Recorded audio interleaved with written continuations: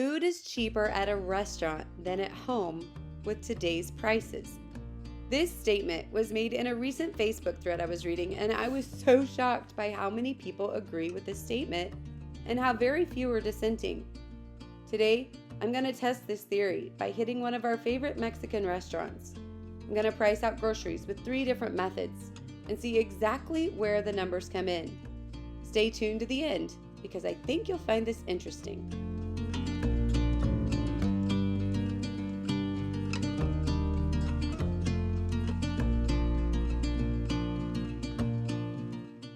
My mission here is simple.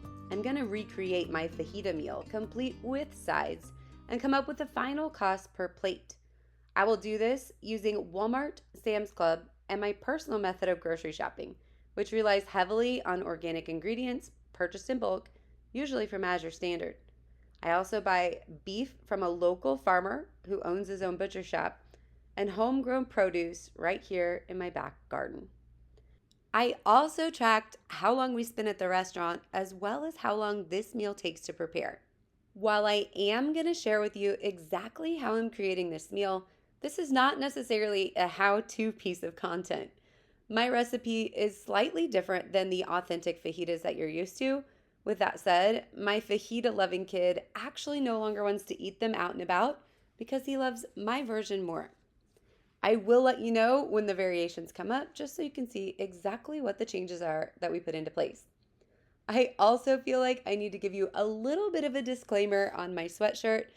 Yes, it's July, but it's also been a little rainy and cool around here lately. So yeah, it's July and I'm wearing a sweatshirt. With my guidelines for the challenge laid out, let's talk about the food. The first order of business was starting the rice. I use long grain brown rice that I keep here at home.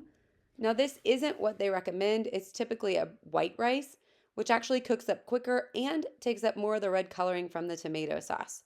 When I priced this out, I did use white because that's what I would purchase if I was making this meal. The needed ingredients for the rice are chopped or minced garlic, tomato sauce, chicken broth, oil, and salt and pepper. Initially, what you want to do is get your oil warm and toast up the rice. Then, after a few minutes of the rice being in the pan and getting hot, you add your garlic until it's nice and fragrant.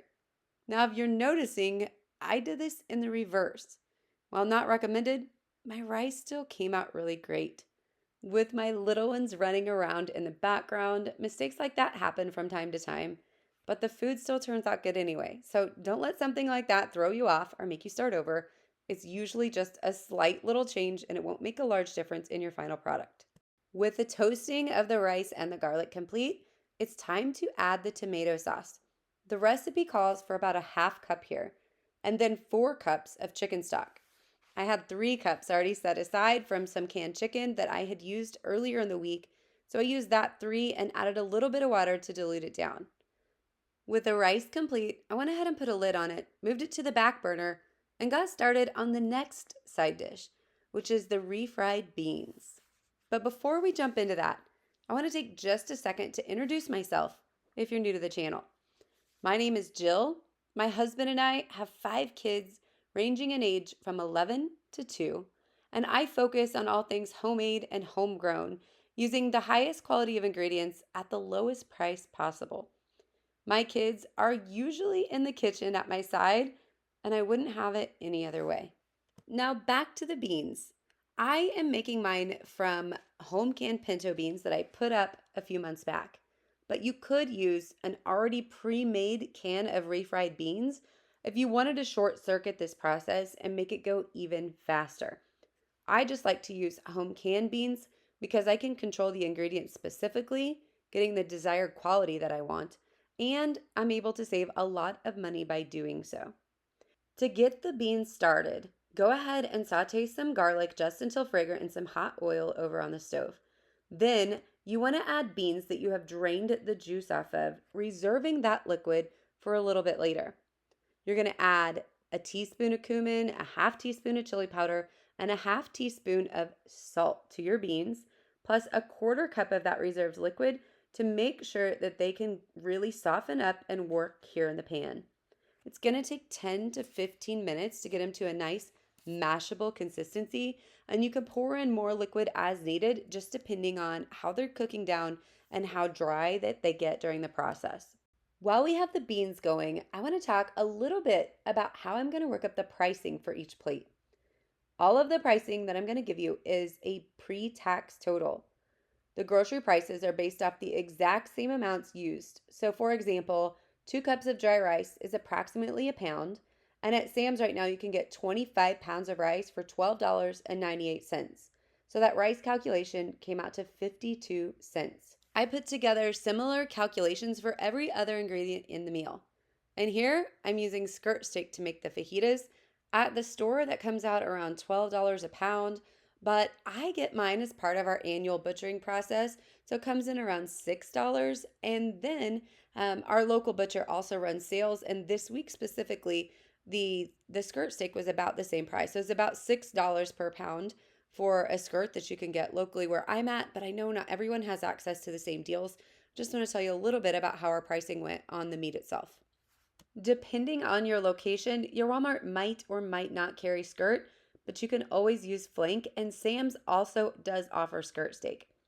Now, the next ingredients that I want to talk about pricing on are actually the peppers out in our garden. As I did the math to try to put a dollar figure on how much a pepper would cost out of my garden, I was really surprised at just how inexpensively they all came in.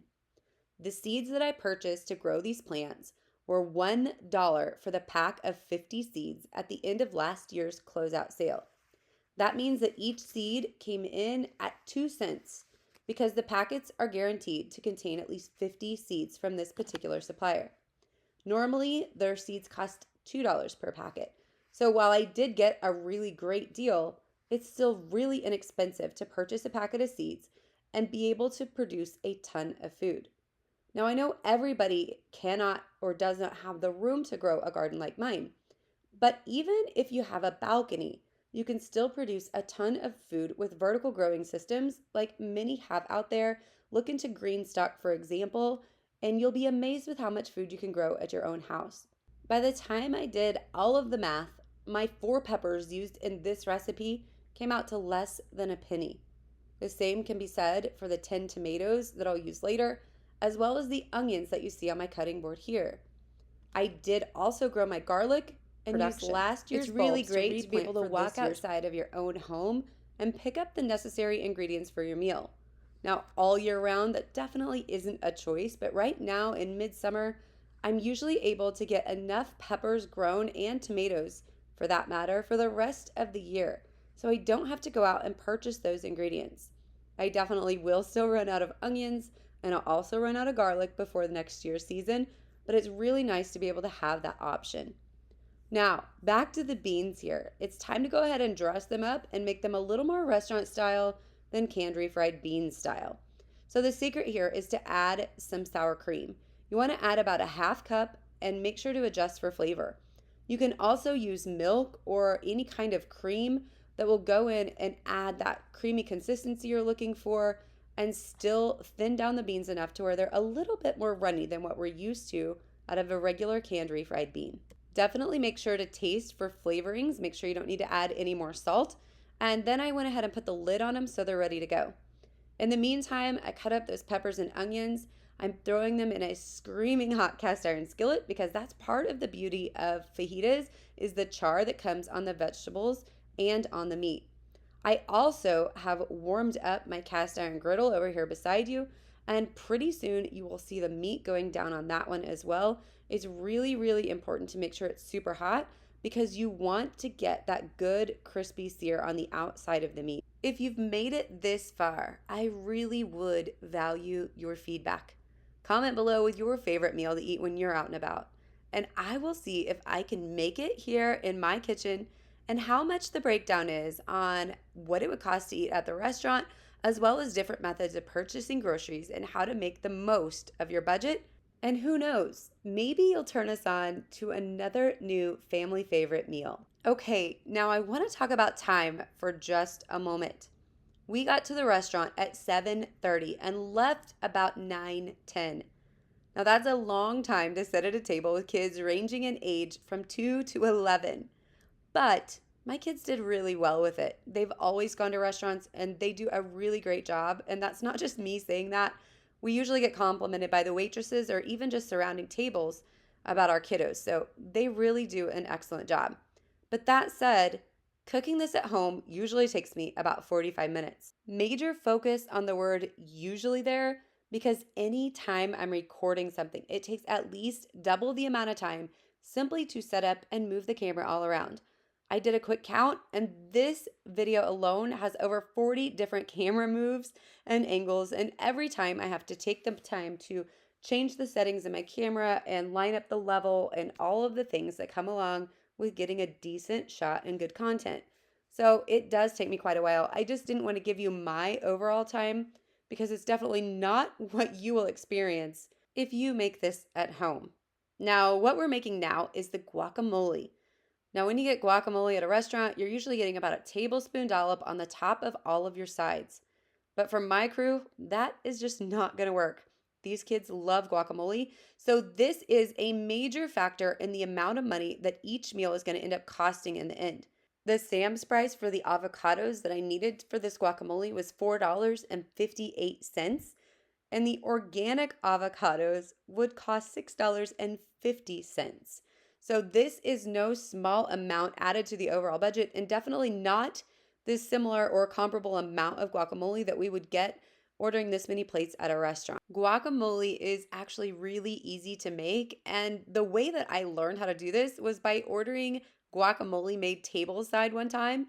And after my kids and my husband and I saw it done, we're like, oh gosh, this is so easy. We can totally do it. So if you're ever out and about and you want to learn a new cuisine or maybe a new technique, look for opportunities at a restaurant where they might do it tableside or something in front of you, and really just take the time to watch what they're doing because you can really up your skill just by taking advantage of the opportunities right in front of you. For the sake of price comparing the meal that I'm making today to a meal that would serve my entire family at a restaurant, I'm pricing out 4 plates of fajitas. That amount of food would be able to feed all 7 of us. We just need a few extra plates, which is common when we go to the restaurants to ask for one, at least for the baby. She's not old enough to need her own meal yet. But those fajitas were $13.99, so 4 plates would come in at $55.96, plus there would be tip on that. But for the sake of keeping this easy, I'm not adding the tip into the price comparison. Now, pricing against Walmart, the 4 plates would come in at $30.45 or $4.25 each. Sam's Club would come in at $28.86, which is $4.12. And my personal way of shopping, which is pulling out of my garden, as well as purchasing farmer direct and mainly organic, would come in at $24.95 or $3.56 per plate.